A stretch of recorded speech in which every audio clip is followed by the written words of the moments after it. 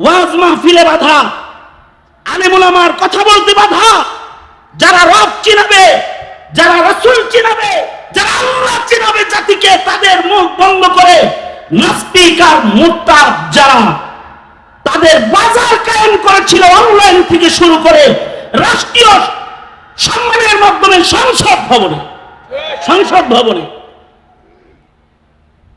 এরা যেন একটা কন্ট্রাক্টরি নিয়েছে, এই দেশের মুসলমানকে সব হিন্দু বানাইতে হবে, এই কন্ট্রাক্টরি নিয়েছিল। যদি পারত কোনো আইন করতে, তাহলে নুনু কাটা বন্ধ করে দিত তোমাকে, কিন্তু এটা করে নাই। কৌশলে চেষ্টা করেছে যে তুমি নুনু কাটাইলেও যেন তাকে রব চিনাইতে না পারো, রাসূল চিনাইতে না পারো, কোরআন চিনাইতে না পারো। আর তোমরা যারা অবুঝ তাদেরকে বলছি, তোমরা এই চক্রান্তের ফাঁদে পড়ে কাউকে শিবির, কাউকে জামাত, কাউকে হেফাজত, কাউকে রাজাকার, কাউকে আলবদর, কাউকে জঙ্গি বলে কোন গালি দিয়েছিলে। অথচ এদেশের উলামায়ে কেরাম না জাতির রক্ত নিয়ে খেলা করেছে, না জাতির চেয়ার নিয়ে টানাটানি করেছে। তবে এখন বাংলাদেশের যেখানে যাচ্ছি তারা বলতেছে, হুজুর নৌকাও দেখেছি, ধানের শীষও দেখেছি, সবকিছু দেখেছি, এবার কোরআনের রাজত্ব দেখতে চাই।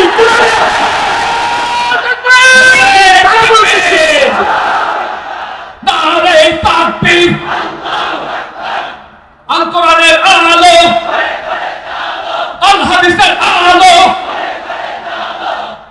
সুতরাং আমার কথা একটাই, সূরাতুল ইখলাস পড়েছি, আল্লাহ চিনান।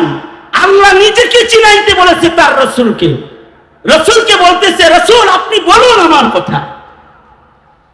আমি আপনাদেরকে বলছি, হাজার ঘর থেকে হাজার মুসলমান এখানে এসেছেন, আপনাদের শিক্ষা সিলেবাস কোরআন শূন্য, দ্বীন শূন্য, ইসলামী ইতিহাস ঐতিহ্য শূন্য, আপনাদের শিক্ষা সিলেবাস সিরাত শূন্য, সাহাবায়ে কেরামের পরিচয় শূন্য, ইসলামের তাহজিব তামাদ্দুন শূন্য। আপনাদের শিক্ষা সিলেবাসকে এই বিগত দিনের শিক্ষা মন্ত্রীর দায়িত্ব যারা পালন করেছে, তারা এটাকে নাপাক বানিয়ে দিয়ে গেছে, নাপাক বানিয়ে দিয়ে গেছে। শুধু যদি এদেশের কোটি কোটি মুসলমান, 17 কোটি মুসলমানের ঘরে জন্মগ্রহণ করা সন্তানদের ঈমান ঠিক করতে চান, তাহলে এই শিক্ষা মন্ত্রণালয়ের মসনদ নাস্তিকের মুরতাদের দলের সদস্য যারা, ইহুদ নাসারার দালাল যারা, তাদের কাছে ছেড়ে দেওয়া যাবে না, তাদের কাছে ছেড়ে দেওয়া যাবে না। সুতরাং সকলকে ঐক্যবদ্ধ প্ল্যাটফর্মে দাঁড়িয়ে আল্লাহ তাআলা আমাদেরকে যে জিম্মাদারি পালন করার মহা সুযোগ, বাংলাদেশকে দ্বিতীয়বারের মতো মুক্তিযোদ্ধার সন্তানদের রক্তের বিনিময়ে স্বাধীন করে যে সুযোগ আল্লাহ দান করেছেন, এই নিয়ামতের শুকরিয়া আদায় করার জন্য সর্বোচ্চ তৈয়ারি সবাই রাখতে হবে। রাখতে পারবেন তো ইনশাআল্লাহ? আল্লাহ আমাদেরকে এই তৌফিকটা দান করুন। এটা হলো একটা বিষয়, যে ঈমানের গুরুত্বপূর্ণ জায়গাগুলো আমরা আমাদের সন্তানরা শুনল। এই বিষয়ে যদি আমি আলোচনা করতে যাই, তাহলে এর উপরেও তো আমার অনেক লম্বা সময় লেগে যাবে। তো এই পর্যন্ত যাব না, শুধু আমি এইটুকুন বললাম যে আমাদের সন্তানরা আল্লাহ রাসূল চিনে না। এখন আর একটা বিষয় হলো, মানুষকে আল্লাহ তাআলা সর্বোত্তম সূরত যেমন দান করেছেন, মানুষকেই আল্লাহ তাআলা সর্বোত্তম সিরিয়াত দান করেছেন। আল্লাহ তাআলা মানুষকে সবচেয়ে সুন্দর করে বানাইছে। মানুষের চেয়ে সুন্দর কিছু আল্লাহ বানান নাই।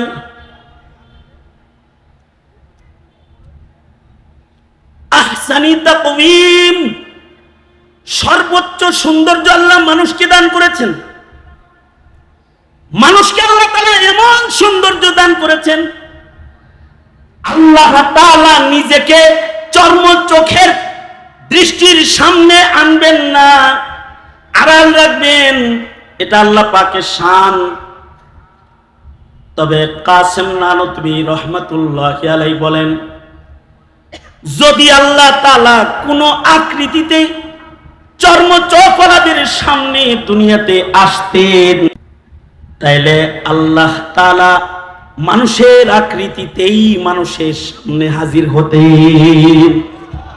তার মানে হলো মানুষের সূরতের সৌন্দর্য এত, এর চেয়ে পছন্দিদা সৌন্দর্য আর নাই।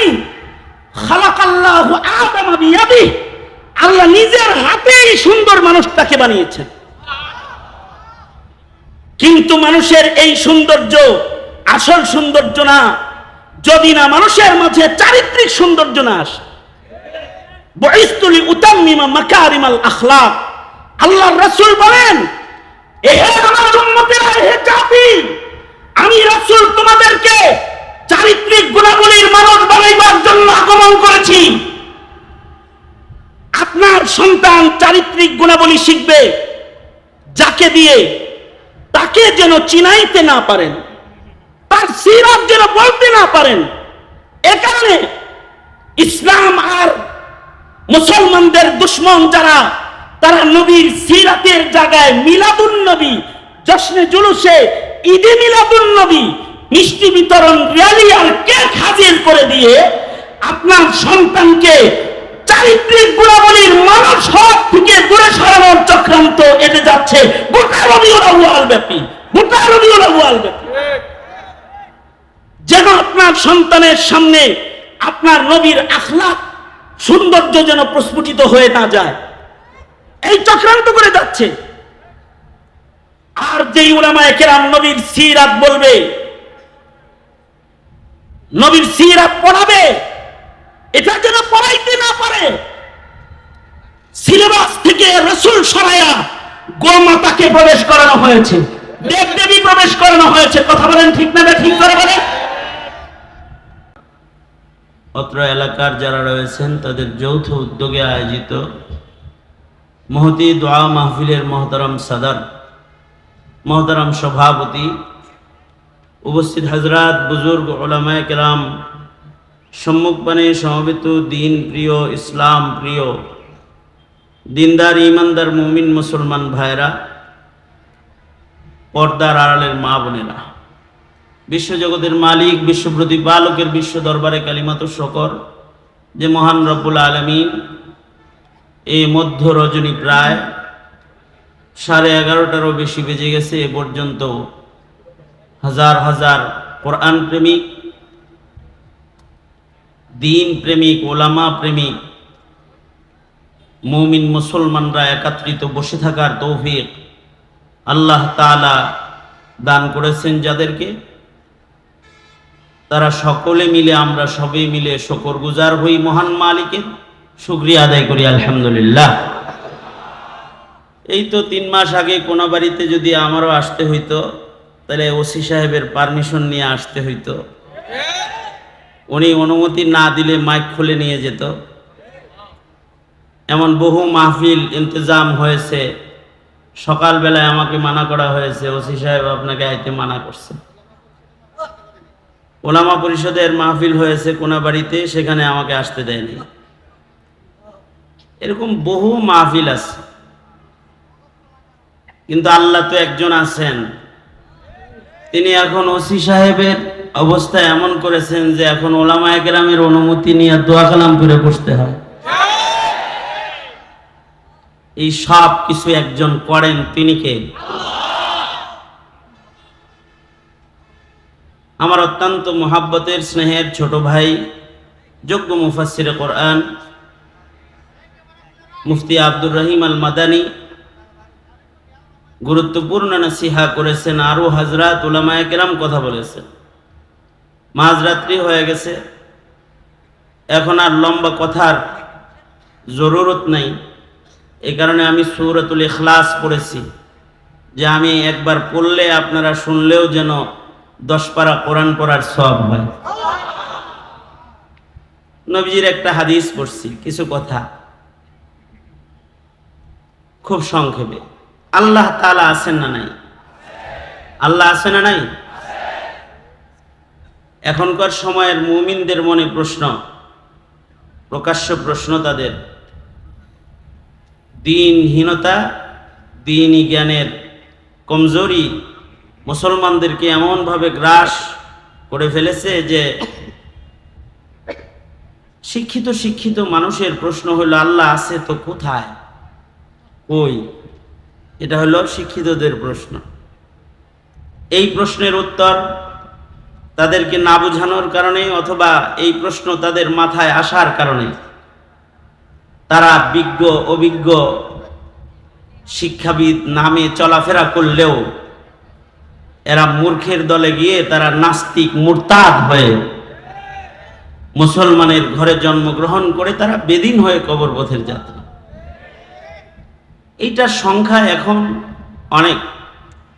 আগে গ্রামে নাস্তিক ছিল এক আধটা, পুরা দেশে ছিল এক আধটা নাস্তিক মাথাচাড়া দিত, এদেশের মুসলমানরা নাস্তিকদেরকে এ দেশ থেকে তাড়ায় দিত, শেষ বেলায় তারা দাদাদের দেশে যায় পাড়ি জমাইত। এরকম হয়েছে না বারবার?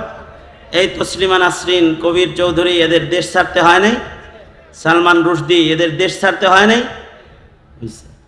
কিন্তু এখন নাস্তিকের সংখ্যা এত যে তারা রব বিশ্বাস করে না, আল্লাহ বিশ্বাস করে না, স্রষ্টা একজন আছেন এটা বিশ্বাস করে না। এমন মানুষের সংখ্যা প্রচুর পরিমাণ মুসলমান ঘরে জন্মগ্রহণ করেছে যাদের তাওহীদের উপরে বিশ্বাস নাই, একাত্মবাদের উপরে বিশ্বাস নাই। একাত্মবাদ এর উপরে পূর্ণ বিশ্বাস ও আস্থা হাসিনারও নাই, আওয়ামী লীগের নেতাদেরও নাই, শিক্ষাবিদদের নাই,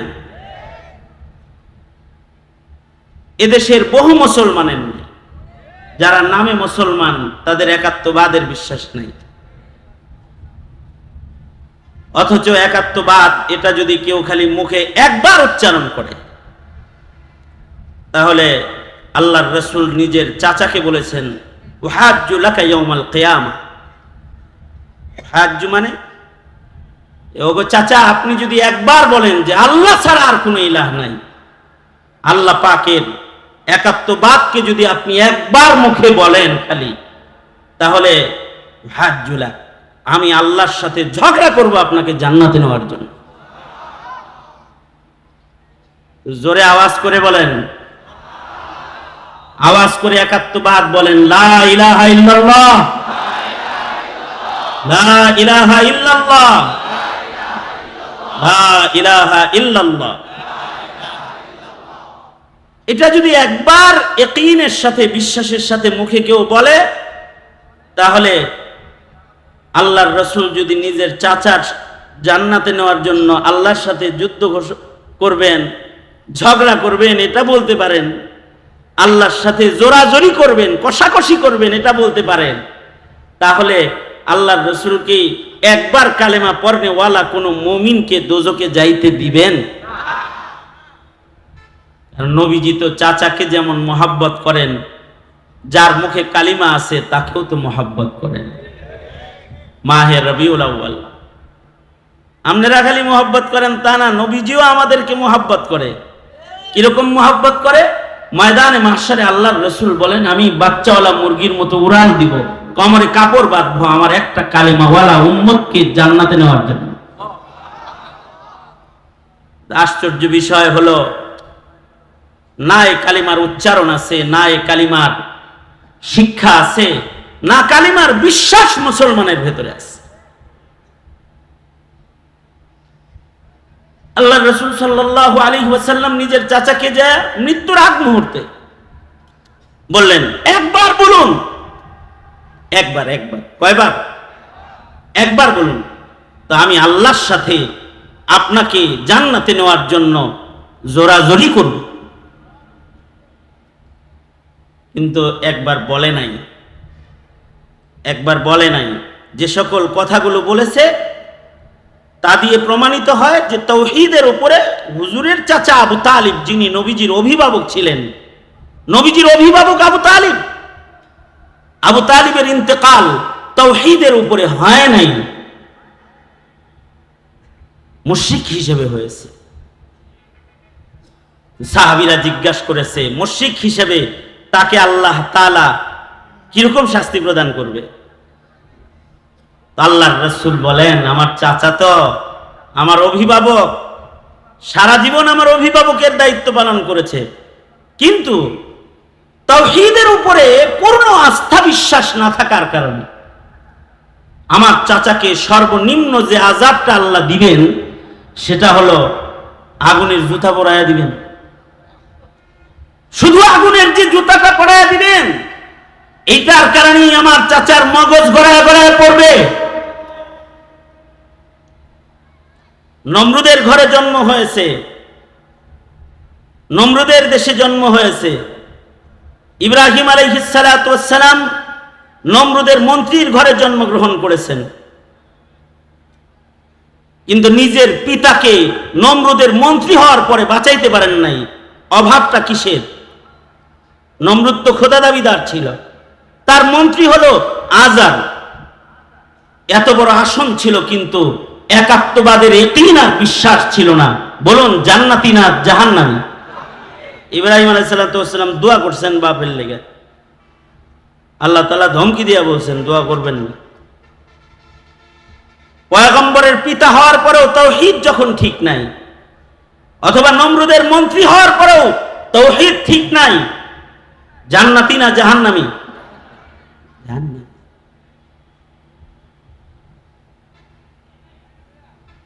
নূহ আলাইহিস সালাতু ওয়াস সালামের সন্তান হওয়ার পরেও, নূহ নবীর সন্তান, নূহ পয়গম্বরের সন্তান, নূহ আলাইহিস সালাতু ওয়াস সালামকে দ্বিতীয় বাপ বলা হয়।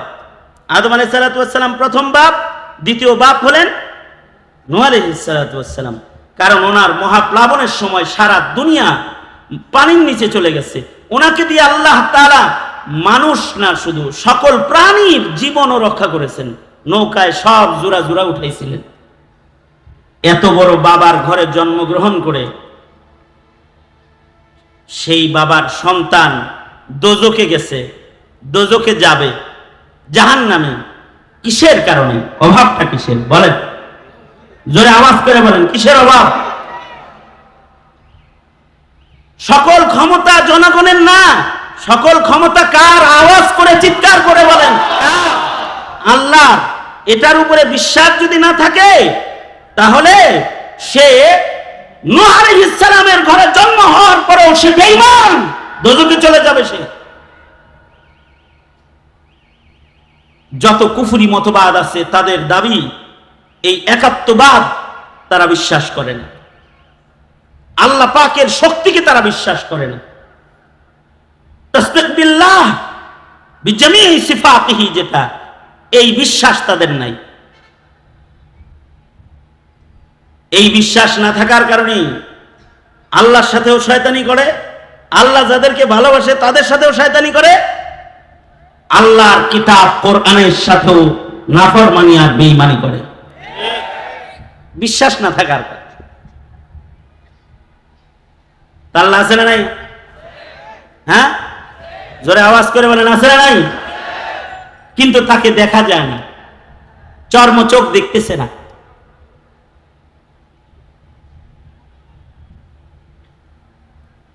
এবং আল্লাহ কয়জন বলেন তো? জোরে আওয়াজ করে বলেন, কয়জন? আল্লাহ কয়জন? ওয়াল্লাহু আহাদ, তিনি একজনই। তিনি আছেন, তাকে মানতে হয়, দেখা যায় না। এই জিনিসটা নিজের বাচ্চাদেরকে বুঝায়েন যে আল্লাহ আছে। নিজের ছেলেরে আলেম না বানাইতে পারেন, কমাস কম বুঝায়েন আল্লাহ আছে। এইটা যদি বুঝান, তাহলে আলেমের সাথে বেয়াদবি করবে না, আলেমের সাথে বেয়াদবি করবে না, ধর্মের সাথে অধ্যত্বের আচরণ করবে না, নাস্তিক হবে না, মুরতাদ হবে। এটা বুঝান যে আল্লাহ আছে। আল্লাহ যে আছে এটা কোরআন হাদিস দিয়ে বোঝান লাগবে।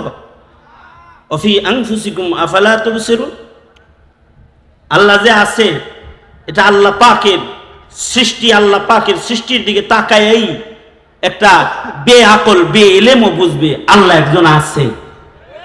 ইলিম লাগবে না, আকল দিয়াও যদি খালি ফিকির করে, নিজের দিকে তাকায়, তাহলেও বুঝবে আল্লাহ আছে।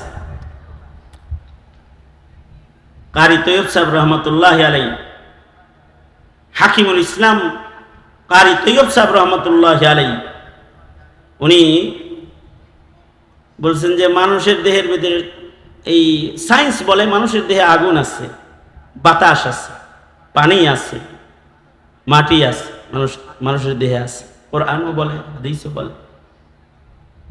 কিন্তু এই চারটি ধাতু যেটা, এইটা হলো একটা আর একটার বিপরীত।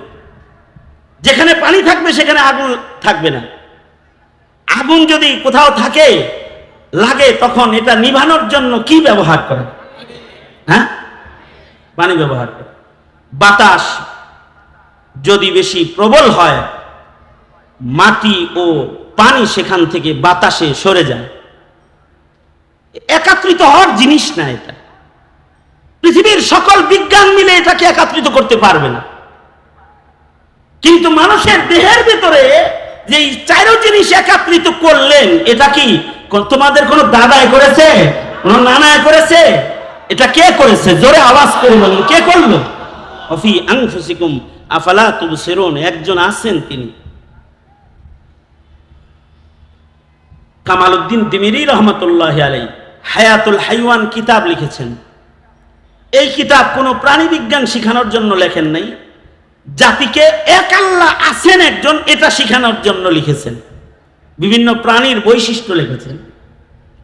এই হায়াতুল হাইওয়ানে কিতাবের মধ্যে কামালউদ্দিন তিমিরি রহমতুল্লাহ আলাইহি কবুতরের বাচ্চার কথা বলেছেন, যে কবুতরের বাচ্চার যখন জন্ম হয়, কবুতর 3 দিন পর্যন্ত তার বাচ্চার মুখে দম করতে থাকে, শ্বাস দিতে থাকে আনতে থাকে, দিতে থাকে আনতে থাকে। কয়দিন?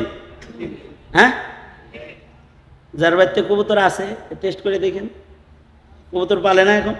হ্যাঁ, বাচ্চা হওয়ার পরে মা 3 দিনের ভেতরে বাচ্চার পাশ থেকে সরে না, মুখের ভেতরে শ্বাস দিতে থাকে আর টানতে থাকে। কেন? কামালউদ্দিন তিমিরি রহমতুল্লাহ আলাইহি বলেন, কবুতরকে যে আল্লাহ বানায়, বানানোর পরে তার খাদ্যথলি যেটা, এটা এভাবে লাগানো থাকে, খাদ্যথলি খোলে না। এই খাদ্যথলি খোলার জন্য মা তার সন্তানের খাদ্যথলি খুলতে 3 দিন নিজের মুখ দিয়া সন্তানের পেটে বাতাস দিতে থাকে, টানতে থাকে, দিতে থাকে, টানতে থাকে। তো খাদ্যথলিটা খুলে যখন, তখন মা খাবার এনে সন্তানের মুখের ভেতরে প্রবেশ করায় দেয়। সুবহানাল্লাহ। আরো আস্তে করে এখন, কেউ যেন না শুনে। এবার বলুন তো, কবুতররে কোন স্কুলে পড়াইছিলেন? হ্যাঁ, কোন কলেজের ছাত্র কবুতর? কবুতর কোন শিক্ষকের কাছ থেকে এই মেডিকেল সায়েন্স পড়েছিল, যে বন্ধ খাদ্যথলির মুখ কিভাবে খুলতে হয়, ভেতরে খাবার দেওয়ার তরিকা কি? এটা কবুতরকে কোন শিক্ষাবিদে শিক্ষা দিল, কোন শিক্ষানীতিতে শিক্ষা দিল? এটাকে, এই কবুতরকে এই শিক্ষা অদৃশ্যের থেকে একজন দান করেছেন, যাকে আমি আমার চর্মচোখে দেখি না, কিন্তু তিনি আছে। তিনি কে? জোরে আওয়াজ করে বলেন, তিনি কে? কয়জন তিনি? একজন। তুইজ্জু মান তাশাউ ওয়া তুযিল্লু মান তাশাউ বিয়াদিকাল খায়র ইন্নাকা আলা কুল্লি শাইইন কাদির। সেই এক মাওলা শুধুই মাত্র কবুতরের খাদ্যথলি খুলেন না, তিনি যাকে চান তাকে ইজ্জতের আসন দান করেন, আবার যাকে চান তো মাটি দিয়ে হাইটা যাইতে দেন না, পালায়া সব ছাইরা বেজ্জতির মাধ্যমে তাকে বের করে দেন। আওয়াজ করে জোরে বলেন, কে তিনি? জোরে আওয়াজ করে বলেন, তিনি কে? তিনি আল্লাহ। তিনি আছেন, তার কুদরত থেকে তাকে চেনা যায়, কিন্তু তাকে চর্মচোখে দেখা যায় না। সে মহান মালিকের নাম আল্লাহ। উল হুয়াল্লাহ আহাদ, তিনি একক। এর রব যদি নিজের সন্তানকে যদি মুসলিম ঘরে জন্মগ্রহণ করার পরে যদি রব চিনাইতে মুসলিম পিতা মাতা ব্যর্থ হয়ে যাও, যদি নিজের সন্তানকে তার রব, তার ইলাহ, তার মাওলা, তার আল্লাহ, তাকে যদি তুমি চিনাইতে অক্ষম হয়ে যাও, তাহলে নবীর চাচা হওয়ার পরেও যেমন আবু তালিব জাহান্নামে নিক্ষিপ্ত, ইব্রাহিম নবীর বাপ হওয়ার পরেও যেমন আজর দোজকে নিক্ষিপ্ত, নূহ আলাইহিস সালামের সন্তান হওয়ার পরেও তাওহীদ না বুঝার কারণে, আল্লাহ না বুঝার কারণে যেমন জাহান্নামের আগুনের ইন্ধন, তোমার সন্তান মুসলিম হওয়ার পরেও যদি তাকে আল্লাহ, আল্লাহর রাসূল না চিনাও, খোদার কসম এই সন্তানকে তুমি জান্নাতে পৌঁছাইতে পারবা না। এই দেশের আলেমরা অথবা এই দেশের কোরআনের মুফাসসির যারা কোরআন আলোচনা করেছে, যারা তাফসীর করে, যারা ওয়াজ করে, যারা নসিহত করে, তারা জাতিকে রব চিনানোর চেষ্টা করে, রব চিনানোর চেষ্টা করে, এক আল্লাহ চিনানোর মেহনত করে। দাওয়াত ও তাবলীগ এক নাম্বার উসুল, রব চিনো, লা ইলাহা ইল্লাল্লাহ, এটা বুঝো। এই ওয়াজ মাহফিল গুলো বন্ধ করে 17 কোটি মুসলমানের মাটিতে নাস্তিকের বাজার কায়েম করেছিল আওয়ামী লীগ, নাস্তিকের বাজার কায়েম করেছে।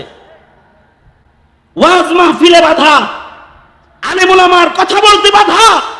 যারা রব চিনাবে, যারা রাসূল চিনাবে, যারা আল্লাহ চিনাবে জাতিকে, তাদের মুখ বন্ধ করে নাস্তিক আর মুরতাদ যারা, তাদের বাজার কায়েম করেছিল অনলাইন থেকে শুরু করে রাষ্ট্রীয় সম্মানের মাধ্যমে সংসদ ভবনে এরা যেন একটা কন্ট্রাক্টরি নিয়েছে, এই দেশের মুসলমানকে সব হিন্দু বানাইতে হবে, এই কন্ট্রাক্টরি নিয়েছিল। যদি পারতো কোনো আইন করতে, তাহলে নুনু কাটা বন্ধ করে দিত তোমাকে, কিন্তু এটা করে নাই। কৌশলে চেষ্টা করেছে যে তুমি নুনু কাটাইলেও যেন তাকে রব চিনাইতে না পারো, রাসূল চিনাইতে না পারো, কোরআন চিনাইতে না পারো।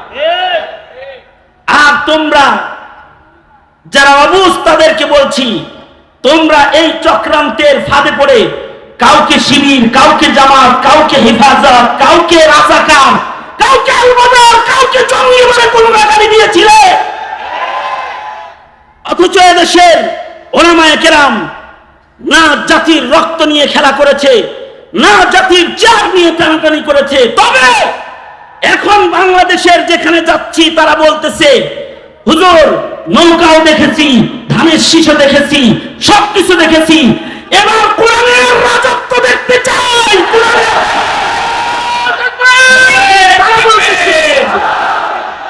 নারে তাকবীর, আল কোরআনের আলো, আল হাদিসের আলো। সুতরাং আমার কথা একটাই, সূরাতুল ইখলাস পড়েছি, আল্লাহ চিনান। আল্লাহ নিজেকে চিনাইতে বলেছে তার রাসূলকে, রাসূলকে বলতেছে, রাসূল আপনি বলুন আমার কথা। আমি আপনাদেরকে বলছি, হাজার ঘর থেকে হাজার মুসলমান এখানে এসেছেন, আপনাদের শিক্ষা সিলেবাস কোরআন শূন্য, দ্বীন শূন্য, ইসলামী ইতিহাস ঐতিহ্য শূন্য, আপনাদের শিক্ষা সিলেবাস সিরাত শূন্য, সাহাবায়ে কেরামের পরিচয় শূন্য, ইসলামের তাহজিব তামাদ্দুন শূন্য। আপনাদের শিক্ষা সিলেবাসকে এই বিগত দিনের শিক্ষা মন্ত্রীর দায়িত্ব যারা পালন করেছে, তারা এটাকে নাপাক বানিয়ে দিয়ে গেছে, নাপাক বানিয়ে দিয়ে গেছে।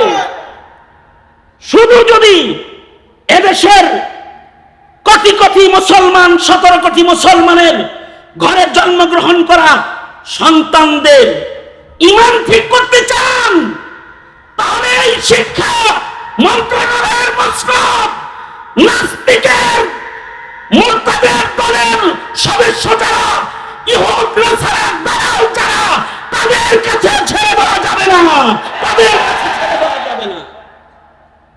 সুতরাং সকলকে ঐক্যবদ্ধ প্ল্যাটফর্মে দাঁড়িয়ে আল্লাহ তাআলা আমাদেরকে যে জিম্মাদারি পালন করার মহা সুযোগ, বাংলাদেশকে দ্বিতীয়বারের মতো মুক্তিযোদ্ধার সন্তানদের রক্তের বিনিময়ে স্বাধীন করে যে সুযোগ আল্লাহ দান করেছেন, এই নিয়ামতের শুকরিয়া আদায় করার জন্য সর্বোচ্চ তৈয়ারি সবাই রাখতে হবে।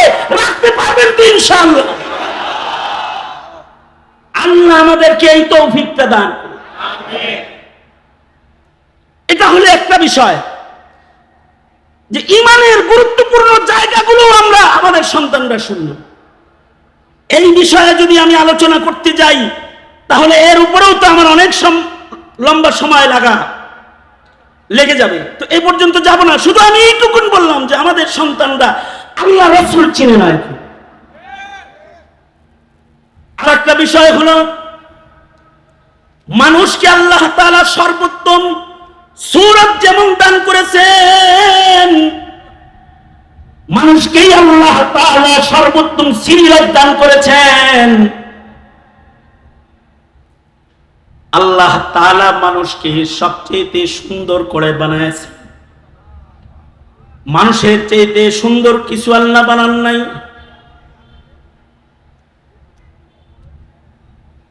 আহসানি তাকওয়িম, সর্বোচ্চ সৌন্দর্য আল্লাহ মানুষকে দান করেছেন। মানুষকে আল্লাহ তাআলা এমন সৌন্দর্য দান করেছেন, আল্লাহ তাআলা নিজেকে চর্ম চোখের দৃষ্টির সামনে আনবেন না, আড়াল রাখবেন। এটা আল্লাহ পাকের শান। তবে কাসেম নানতুবি রহমাতুল্লাহি আলাইহি বলেন, যদি আল্লাহ তাআলা কোন আকৃতিতে চর্ম চৌকলাদের সামনে দুনিয়াতে আসতেন, তাইলে আল্লাহ তাআলা মানুষের আকৃতিতেই মানুষের সামনে হাজির হতেন। তার মানে হলো, মানুষের সূরতের সৌন্দর্য এত, এর চেয়ে পছন্দিদা সৌন্দর্য আর নাই। খালাকাল্লাহু আদামা বিয়াদিহি, আল্লাহ নিজের হাতেই সুন্দর মানুষটাকে বানিয়েছেন।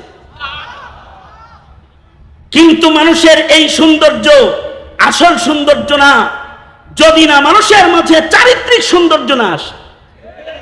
বুইসতু লিউতাম্মিমা মাকারিমাল আখলাক, আল্লাহর রাসূল বলেন, হে আমার উম্মতেরা, হে জাতি, আমি রাসূল তোমাদেরকে চারিত্রিক গুণাবলীর মানুষ বানাইবার জন্য আগমন করেছি। আপনার সন্তান চারিত্রিক গুণাবলী শিখবে, যাকে দিয়ে তাকে যেন চিনাইতে না পারেন, তার সিরাত যেন বলতে না পারেন। এ কারণে ইসলাম আর মুসলমানদের দুশ্মন যারা, তারা নবীর সিরাতের জায়গায় মিলাদুন নবী, জশ্নে জুলুসে ঈদে মিলাদুন নবী, মিষ্টি বিতরণ, র্যালি আর কেক হাজির করে দিয়ে আপনার সন্তানকে চারিত্রিক গুণাবলীর মানুষ হওয়ার থেকে দূরে সরানোর চক্রান্ত এতে যাচ্ছে গোটা রবিউল আউয়াল ব্যাপী, গোটা রবিউল আউয়াল ব্যাপী। যেন আপনার সন্তানের সামনে আপনার নবীর আখলাক সৌন্দর্য যেন প্রস্ফুটিত হয়ে না যায়, এই চক্রান্ত করে যাচ্ছে। আর যেই উলামায়ে কেরাম নবীর সিরাত বলবে, নবীর সিরাত পড়াবে, এটা যেন পড়াইতে না পারে। সিলেবাস থেকে রাসূল সরায়া গোমাতাকে প্রবেশ করানো হয়েছে, দেবদেবী প্রবেশ করানো হয়েছে। কথা বলেন ঠিক না? ঠিক করে বলেন। ট্রান্সজেন্ডার প্রবেশ করানো হয়েছে। চারিত্রিক গুণাবলীর মানুষকে পশুর চাইতে জঘন্য বানানোর জন্য ট্রান্সজেন্ডার মতবাদ মানুষের সামনে হাজির করা হয়েছে। একদিকে আল্লাহর রাসূলের পরিচয় থেকে দূরে সরানো, আর একদিকে সিরাতে ইনসান যেটা ইনসানের পছন্দিদা আখলাক, যেটা এটার থেকে দূরে সরানোর জন্য যৌথ চক্রান্ত আমাদের এদেশে বাস্তবায়িত হচ্ছে। আমি বলবো, আগামী সরকার গঠন হবে তোমার সন্তানকে রসুল চিনানোর পূর্ণ প্রস্তুতির সরকার গঠন। আগামী নির্বাচন হবে তোমার সন্তানকে আল্লাহ চিনানোর নির্বাচন। আগামী নির্বাচন হবে তোমার সন্তানকে ইসলাম ধর্মের পরিচয় শিক্ষা দেওয়ার নির্বাচন। আগামী সরকার গঠন হবে এদেশের মুসলমানের তাহসিব, তামাদ্দুন আর ঈমান আকীদা সংরক্ষণ করার আন্দোলন। আন্দোলন আন্দোলন আন্দোলন, ঠিক কিনা করে আওয়াজ করে বলেন, এটা হবে আন্দোলন। সঙ্গত কারণে আমরা বলে দিয়ে যাচ্ছি, সামনের প্রতিটি কদম হুঁশিয়ার কদম বাড়াও, নচেত কিন্তু প্রজন্মের ভেতরে ইমানদার নামে থাকলেও ইমানদার পরিচয়ের কবরের যাত্রী তালাশ করে পাবা না তোমরা। সুতরাং আমরা সোচ্চার থাকবো ইনশাআল্লাহ। বলুন, দাওয়াত ও তাবলীগকে সহযোগিতা করুন। ইসলামের নামে যারা রাজনীতির ময়দানে কাজ করে তাদেরকে সহযোগিতা করুন, ঐক্যের প্ল্যাটফর্মে আসুন এবং এই দেশে কোরআনের রাজ কায়েম করে 17 কোটি মুসলমানের ঈমান, ইসলাম, তাহজিব, তামাদ্দুন গঠন করার দায়িত্ব ভূমিকায় অবতীর্ণ হন। এটা সময়ের দাবিতে পরিণত হয়েছে। আমি ধন্যবাদ জানাই ওই সকল বৈষম্য বিরোধী ছাত্র আন্দোলনের ছেলেদেরকে যারা এই কোনাবাড়ির মাটিতে মাহফিলের ইন্তজাম করেছে। এই কাশিমপুর কারাগারে যখন আমি ছিলাম, কারাগারের কারারক্ষীরা এখানে আসছে বয়ান শুনতে। আমি তো 6 মাস বসে ঘুমাইছি। লেট কার সোনা হারাম থা, সোজা শুয়ে থাকা আমার জন্য হারাম ছিল 6 মাস। কারণ আমার এই হাত দিয়ে পিক পড়তো। এখানে কারারক্ষীরা যারা আসছে ওরা জানে, আমার এক হাত থাকতো গলায় ঝুলানো, আর এক হাতে হ্যান্ডকাপ টানাটানি দাগ এখনো আছে। যন্ত্রণা নিয়ে এখানে বসে থাকতাম। আর তখন ভাবতাম আমার সবচেয়ে পড়োশি বন্ধুরা এই কোনাবাড়ি কাশিমপুর এলাকায়, আমি কোন মাহফিলে গেলে তারা আমার বয়ান শুনতে যেত। আজকে আমি এখানে বন্দি আছি, বয়ানের আওয়াজ মাইকে যায়, জেলখানায় বসে বসে কান পেতে থাকি কে বয়ান করতেছে। এটি শুধু আমার অবস্থা নয়, এটি শাইখুল হাদিস ইবনে শাইখুল হাদিস মামুনুল হক আল্লামা জুনায়েদ বাবুনগরী থেকে শুরু করে জুনায়েদ বাবুনগরী সৈনিক যারা রয়েছে, এদের সকলকে এই কঠিন সময়ে জেলখানায় বছরের পর বছর সময় কাটাতে হয়েছে বন্দি সেলের ভেতরে। কারারক্ষীরা আমাদের সাথে কথা বলা নাজায়েজ ছিল। এই জেলখানায় কত খুনি থাকে, কত সন্ত্রাসী থাকে, কত আন্ডারওয়ার্ল্ডের বড় বড় অপরাধীরা থাকে। তারা জেলখানার যখন ছুটির টাইম হয়, সবাই যখন ভেতরে আটকানো হয়, তখন তারা ব্যাডমিন্টন খেলে। আর উলামায়ে কেরামকে 24 ঘন্টা সেলের ভেতর আটকায় রেখে নির্যাতন করা হয়েছে বছরের পর বছর। অপরাধ কি উলামায়ে কেরামের? অপরাধ হলো উলামায়ে কেরামের, তারা এই জাতিকে তাওহীদ চিনায়, রিসালাত চিনায়, ইসলাম চিনায়, কোরআন চিনায়। এটাই অপরাধ। সুতরাং এ জাতি সতর্কতা রাখবে। এই ছাত্র জনতা যারা মাহফিলের মাধ্যমে কিছু তাওহীদের আলোচনা, কিছু রিসালাতের আলোচনা আপনাদের কানে দেওয়ার প্রয়াস যারা করেছে, তাদের উত্তরোত্তর উন্নতি কামনা করছি। আপনারা দেখেছেন বন্যায় ক্ষতিগ্রস্তদের সহযোগিতা এবং বৈষম্য বিরোধী ছাত্র আন্দোলনে যারা শহীদ হয়েছে, জীবন দিয়েছে, তাদেরকে আর্থিক সহযোগিতা করার মানুষের আজকের এই সম্মেলন এটা আয়োজন করা হয়েছে। তাই ওদের সাথে একাত্মতা ঘোষণা করে আমি দুয়ার পূর্বে আপনাদের কাছে একটু ব্যাগ ভলেন্টিয়ার পাঠাইতে চাই। আপনারা ওদের এই সুউদ্যোগ ক্ষতিগ্রস্ত মানুষের পাশে দাঁড়িয়ে মানবতার কল্যাণে মানবিক আদর্শ যেটা তারা বাস্তবায়ন করতে চায় এর সাথে দোয়ার আগে আপনারা একটু শামিল হইবেন। রাজি আছেন না ইনশাআল্লাহ? আপনারা ওদের পক্ষে না বিপক্ষে? ওরা কোরআনের কথা বলতে চায়, কোরআন শোনাইতে চায়, পক্ষে না বিপক্ষে? ওরা মজলুমের পাশে দাঁড়াতে চায়, ক্ষতিগ্রস্তদের পাশে দাঁড়াতে চায়, আপনারা পক্ষে না বিপক্ষে? কারা কারা পক্ষে আছেন হাত তোলেন, নড়া হাত তোলেন, সোজা করেন, মোট করেন, জোরে বলেন বিসমিল্লাহ। আর আস্তে করে কোন বিসমিল্লাহ, জোরে আওয়াজ করে বলেন বিসমিল্লাহ। এবার পকেটে হাত দেন।